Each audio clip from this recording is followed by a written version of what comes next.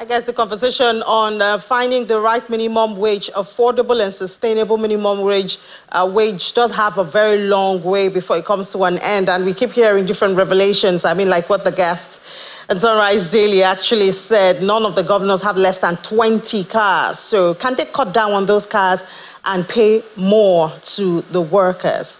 We'll see in the coming days. Good morning, everyone. Welcome to Business Morning on Sunrise Daily. I'm John Mecca, and this is where we do a bit of business before we head back to the Sunrise Daily studios. We start from the global space, where oil prices eased on Friday as markets evaluate the impact of U.S. interest rates staying higher for longer than anticipated. But crude benchmarks headed for their best week in more than 2 months after solid projections for crude and fuel demand. We'll take a closer look at the numbers, and we see there's a lot of red right here. 0.5% is what we see for Brent. It's now at $82.33 after it lost 0.5%, while WTI has inched up from what we had at this time yesterday. About $77. This morning is $78.11 a barrel after it dropped 0.7%. However, Brent and the U.S. benchmark gained over 3% this week only, and that's the best week since April the 5th.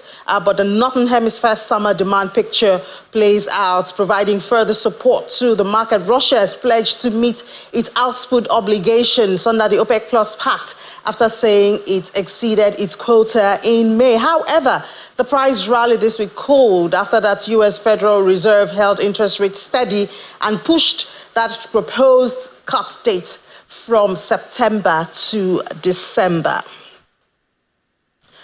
Come home to Nigeria, we look at the Naira, where it was a mixed feeling or mixed picture at the close of trade yesterday, because on NAFEM yesterday, the Naira lost slightly though. So you see it opened at 1,473 Naira, 66 kobo, but closed at 1,476 Naira, 24 kobo, and that's a drop of 0.17%. So it's slight.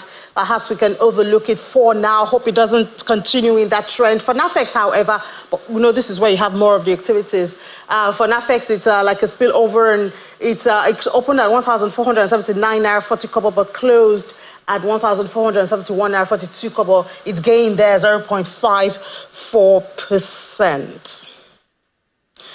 Now, other issues as it affects Nigeria as we speak. In the Bahamas, meetings are going on, and the African Export-Import Bank, Afrexim, they launched the African Trade Report 2024 and African Trade and Economic Outlook Report 2024 at that meeting, which started 2 days ago at the Bahamas. The report forecasts that African economies will grow on an average by 3.8% this year, 2024. That's slightly ahead of predicted global growth of 3.2% prior to increasing by 4% in 2024. And the person saying this is the group's chief economist, Dr. Yemi Kale. It says ongoing global challenges undermine the performance of Africa's trade, which contracted by 6.3% last year, 2023, after expanding by 15.9% in 2022, while intra-African trade expanded by 3.2% over the same period. Dr. Kale suggests that the way to boost growth on the continent lies in the large untapped potentials in intra-African trade. AFCFTA, of course, is one platform for that, which has huge potentials yet untapped. Well, still at that event, we had Nigeria's former Vice President, Professor Yemi Osinbajo, who participated in one of the sessions at the annual meetings. That's the Afrexim Bank annual meetings in the Bahamas. He was asked in a session that he participated about the business operating environment in Nigeria, and in answering, he cited the success of the private sector in the crude refinery industry, which should in no distance time give the country energy security. For us in Nigeria, the question really has always been one of ensuring that we're able to translate what is really excellent potential to reality. And one of the easiest ways of doing that for us, of course, is encouraging the private sector to invest, creating an environment for the private sector to invest. So really, when you look at the global challenges on the one hand, and you look at our challenges, the question really is not for us, not so much the global headwinds. It is more getting stuff done in our own environment, which is why the Dangote refinery that you mentioned is a very significant, it's a significant development, because here is the largest single line refinery in the entire world. And that it happened, that was fully implemented, speaks to not just, the fact that the private sector is mature and is able to do big things, but also that the private sector is able to attract, cheaper capital, even sometimes, than the government. So I think it's altogether positive if you look at how the environment speaks. But really, the challenges are not necessarily the huge global headwinds. For us, we've got to focus on our own challenges. We have to deal with the local issues and the local challenges. Yeah. And I think that has been done quite creditably when you look at what the private sector is doing. I mean, BOA, another very big organization, is also about to commission a refinery. I mean, they've also built a very massive refinery. I think that's almost in the order of about 250 or so thousand barrels a day, and that's also private. So I think there is, a fair amount of progress in terms of, how the private sector is working. So there you have it, former Vice President in the Bahamas there, sharing some of the success stories of the private sector back here in Nigeria. Of course, that meeting ends today. That's the Afrexim Bank annual meetings ends today. So you can expect that Doing Business Incorporated will give you more from the meeting at that time. Now, last week, there was also the AFDB, that's African Development Bank Group meeting, and they launched the report, the African Trade Report. So let's get into that and some of the issues as it affects not just Nigeria, but Africa, as you know, the African Development Bank. With the chief economist of the AFDB, Professor Kevin Urama, joins us from Brazil, where he's attending another meeting. Professor Urama, good morning. Good morning. So what time is it in Brazil? And tell us a little bit about the meeting you were there for. Yeah, thank you very much for having me. In Brazil, we are having G20 meetings on the International Financial Architecture Working Group, looking specifically on how to reform the global financial architecture to make it more inclusive, more nimble, and to be able to make more resources available for development in developing countries. Thank you. So, Prof, very interesting. I mean, you saw Afrexim is having theirs is ending today. You had yours, AFDB, I think it was last week, and then you have this. So where do all of these meet? Because sometimes it seems we're just having all the meetings, interesting talks, great ideas, but where do they meet on the continent? Thank you very much. Actually, I'm very personally excited with what the changes we're seeing in the global discourse around development. Last week, we had our African Economic Outlook report launched at the annual meetings of the African Development Bank Group in Nairobi, Kenya. And that report focused on driving Africa's transformation within the reform of the global financial architecture. The reasons being very clear that the global financial architecture evolved in the post-Second World War era when several of the African sovereign nations were not there around the table. And despite the fact that this architecture has supported growth, alleviated poverty, it has also created inequalities and created a number of challenges that currently the whole global community is now beginning to look at how can we refine it to make it better so that resources can be made more available for the things we need. You remember in 2022, we looked at mobilizing private sector financing for climate and green growth. And we did find that even the climate financial architecture is totally misaligned with climate vulnerability, meaning that countries that are more vulnerable to climate change are less likely to receive the climate finance to support their transitions. And in this report, we also looked at the structural transformation on the continent. Despite all the billions of dollars that has been invested domestically and also by the global community in supporting growth on the continent, we find that transformation in terms of structural transformation, meaning reallocation of labor from low productivity agriculture to higher productivity manufacturing sectors, is not happening that fast on the continent. While that transformation is happening, we find that we are still moving labor from lower productivity agriculture to other lower productivity sectors. So the growth in the manufacturing sector, productivity growth is only about 0.6% on the continent. And that is why, despite the figures on real GDP growth we have been reporting, showing that the continent has been resilient, growing faster than every other region except Asia, maintaining its second position as the second fastest growing economy, and also over 10 of Africa's countries being among the 20 fastest growing economies in 2024, we are still seeing increasing poverty, increasing insecurity, increasing inequalities, heightening inflation, debt vulnerabilities, and several challenges, which tells us that growing the economy is not good enough, because we can't eat GDP. We need to be able to distribute the benefits of growth to reach the population. And that is part of what we're also discussing within the global financial architecture, how to ensure that there's equitable sharing of global resources to allow for development to happen across the developing world as well. Thank you. So another thing that the report also captured is the issue of depreciating currencies, which seems to be common on the continent. I mean, in Nigeria, we see the numbers every day. Is there a solution that the AFDB has been able to suggest that can help the continent in this area?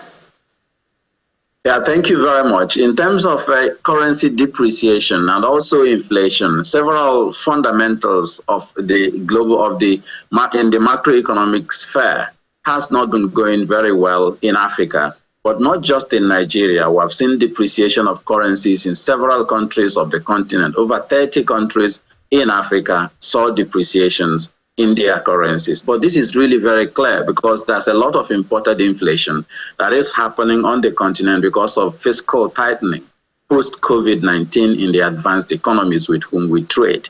So when the dollar is appreciating, we're going to be expecting that the local currencies in different countries often also depreciate, and also expect that to see that the cost of debt goes up, because the interest rate countries have to pay for the debt they have borrowed keeps going up. But in Nigeria specifically, as you mentioned, we've seen a significant depreciation in the naira because of several reform policies that has been implemented in order to do some corrections in the currency market in the country. And such depreciations are normal. We do see that it does happen, but with right policies that are implemented in order to bolster that effect on the real economy, and also structural reforms in the economy, we can then expect that in the medium to long term, things will get better. So I guess that brings me to this question, that how do we find a balance, this necessary harsh reforms, and because it is for the long term, and keeping the people alive until the benefits of the reforms come to life? Yeah, thank you very much. It is very clear that when you have structural reforms in order to do some policy corrections in the economies, it needs to be matched with also fiscal policy reforms and interventions to bolster the impacts of these reforms on the most vulnerable populations. So we call them normally shock therapies. So we see that in Nigeria, for example, the country has done quite a lot in order to try and address the short-term impacts of these reforms that are happening. We're seeing interest rates being raised by the central bank. This is normally the classical approach to try and rein in inflation. But then in doing that, there is need to also carefully measure its impacts on SMEs, and then impacts because when lending rates increase, you will expect that the SMEs will borrow less, and then there will be more challenges with regards to also access to capital by the poor. And that is why the government has done quite a lot in trying to address the challenges in the short term.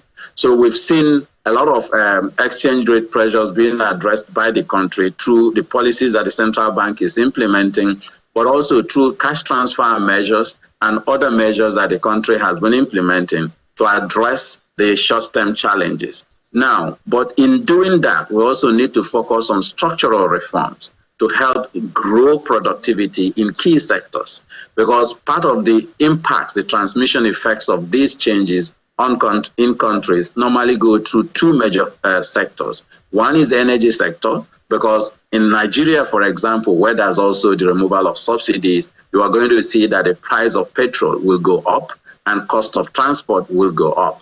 So we also need to ensure that in doing that, we are trying to address the challenges that causes with regard to food price inflation and energy price inflation.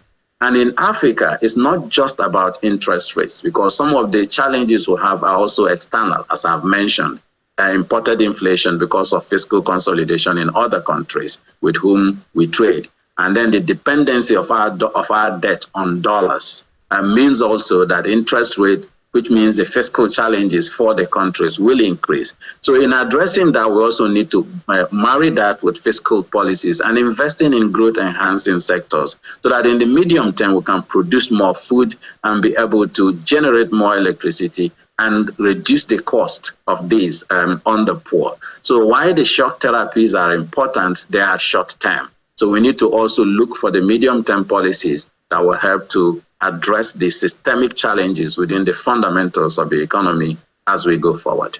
Then the report also looked at productive infrastructure, investing in productive infrastructure. Where is Nigeria in this? Nigeria, like many other African countries, has been investing in productive infrastructure, but there's quite a lot of challenges in accessing the necessary capital to invest at scale to be able to reach levels that drives productivity higher on the continent. And that is why the report looked at the policies that we need in order to drive that structural reform in the continent. I can give you the specific numbers with which, for how much Nigeria has invested or not invested. But we know that in Africa, we have an investment gap of over $180 billion for physical infrastructure alone. But in our study, we find out that the continent needs over $402.2 billion in additional financing to be able to address these infrastructure gaps in energy, in technology enhancing production, in services, in manufacturing, and other things. But the point I really need to make here is there's always a critical mass of capital that is required to be able to move economies from low production to higher production sectors. And that is why, if you read the report, we focus a lot on how to mobilize domestic revenue in order to ensure that we have enough resources within the continent to address that, but not by increasing tax rates.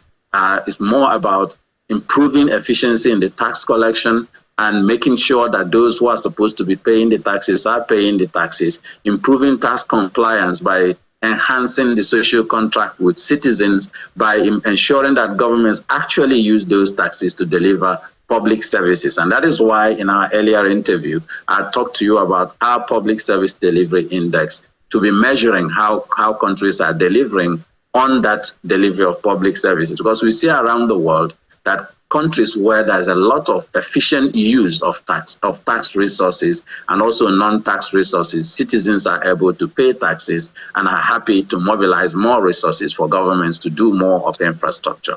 Yeah. But we also need non-tax resources from our natural resources. We know that in Africa, we have significant amounts of natural resources that are not really being fully deployed because we mostly export them as raw commodities with low value addition. So we also need to invest in value addition to ensure that we beneficiate our natural resources so that we can mobilize export revenues more than when we sell them as raw commodities.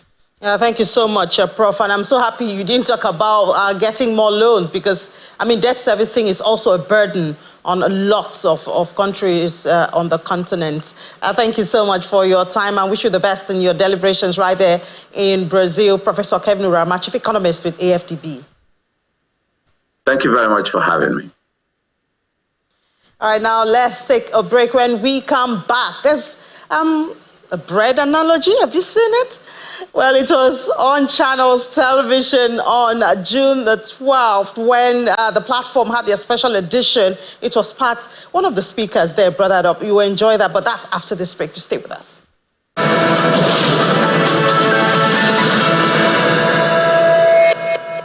It's called the bread analogy, and well, Mr. Kola Oyene captured what he says as an issue in Nigeria, talking about inequality in the sharing of resources.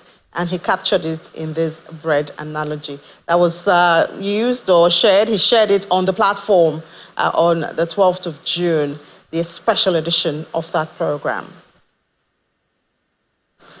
Ladies and gentlemen, I have come to show us our national bread. Because you see, economists can fly over people's head many times. We can sit in this place and I can throw data at you. And you leave wondering, what have they just described to us? So this is our bread. This is Nigeria's bread, and I'm going to hand it over to these citizens of Nigeria who are meant to share this bread. There are 10 of them, representing 200 million people.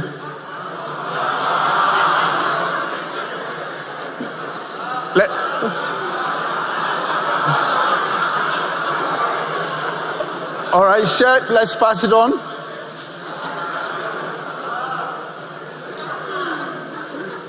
All right, let's keep passing it on.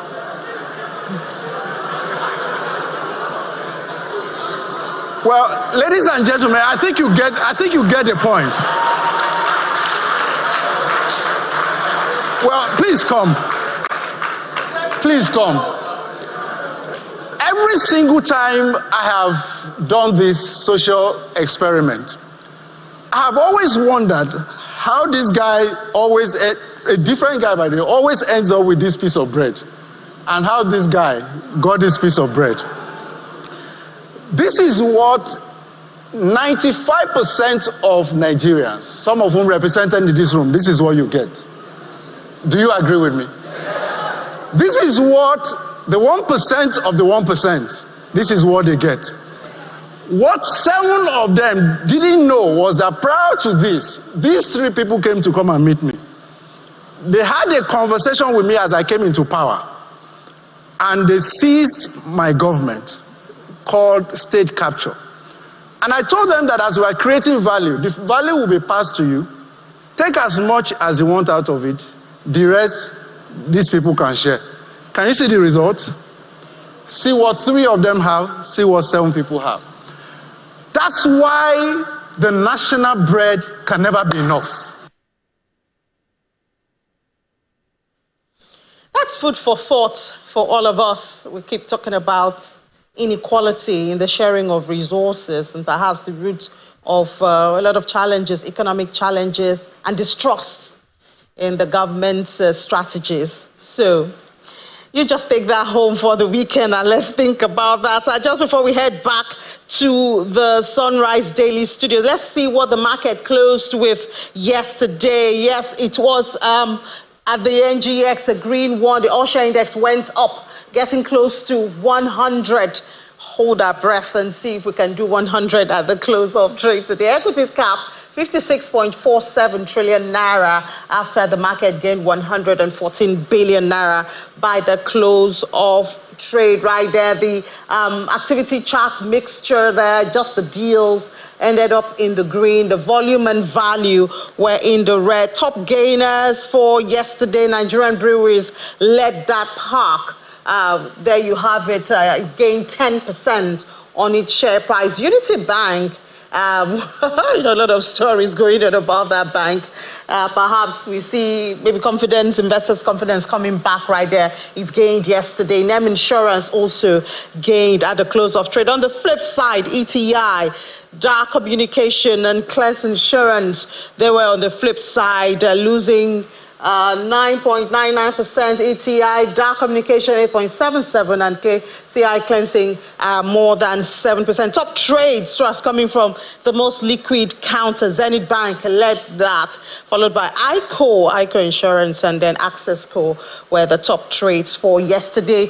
Fresh intraday numbers will come to you at 1 p.m. during Business Incorporated. You don't want to miss it. Anita will be here, and I'll be here also. Take you around the world of business in 55 minutes. For now, let's head back to the Sunrise Daily Studios.